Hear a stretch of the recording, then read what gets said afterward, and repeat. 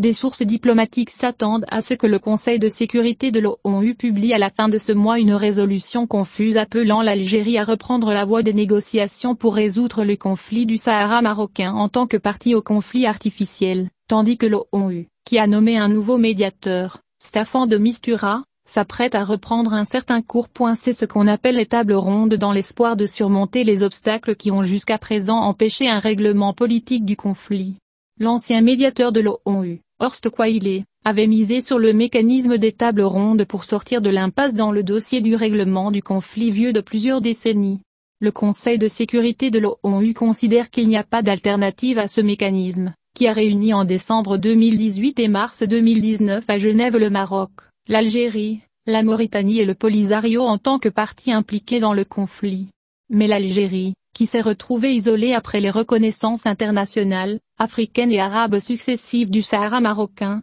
et qu'il n'y a de solution politique à la crise que par la proposition d'autonomie proposée par le Royaume, tente de perturber ce mécanisme et refuse de s'y réengager au milieu de la confusion tout au long de ce mois d'octobre qui touche à sa fin. Le Conseil de sécurité de l'ONU a consacré une longue discussion aux moyens de faire avancer le processus de négociation et de sortir de l'impasse politique en amenant les parties concernées ou participant au conflit à la table des négociations. Le Conseil, dont la présidence tournante est assurée par la République gabonaise ce mois-ci, doit se réunir le 27 octobre pour voter un projet de résolution appelant l'Algérie, en tant que partie au conflit, à reprendre la voie des négociations. Il n'est pas clair si la prochaine résolution du Conseil de sécurité de l'ONU poussera la partie algérienne à abandonner sa position et à mettre fin à la politique d'entêtement et d'escalade adoptée par l'autorité algérienne, qui est considérée comme un front politique pour le pouvoir des généraux. Mais la décision, quelle que soit la position du voisin oriental du Maroc,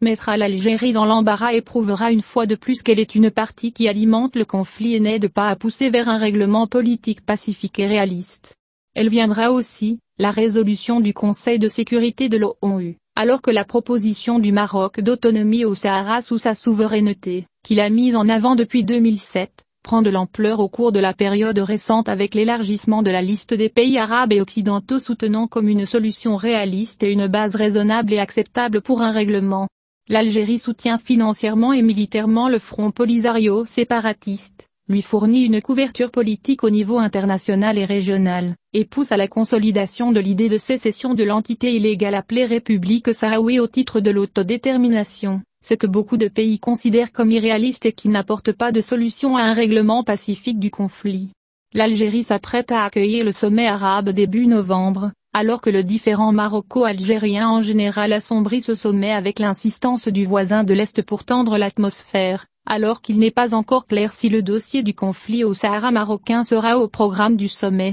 Les analystes estiment que le pays hôte du sommet arabe n'a pas fourni une atmosphère propice à l'apaisement des tensions, notamment avec le Maroc, et qu'il n'est même pas susceptible d'abandonner sa position hostile. Abdel Fattah al-Fatihi, directeur du Centre d'études stratégiques du Sahara et de l'Afrique, a déclaré dans une déclaration au site d'information marocaine Express qu'il n'y a pas de paramètres d'un climat politique négocié sur lesquels nous pouvons baser des indicateurs qui répondent à la probabilité de toute réconciliation ou dialogue politique de quelque nature que ce soit, d'autant plus que l'organisateur du sommet est un grand parti dans les différents acteurs arabes et maghrébins, ainsi que son ingérence dans les affaires intérieures des pays voisins, comme c'est le cas en Libye. Publié. Il a poursuivi, selon la même source, que l'Algérie a précédemment annoncé explicitement qu'elle rejetait toute réconciliation ou médiation, ajoutant qu'elle a ainsi fixé les conditions de la représentation diplomatique à laquelle le Maroc participera au sommet. Et il a estimé que l'Algérie n'est plus concernée que par un agenda qu'elle tente d'imposer à la Ligue arabe sans consensus collectif, ce qui peut créer des problèmes organisationnels et politiques à l'un des rois et dirigeants des pays arabes qui y participeront.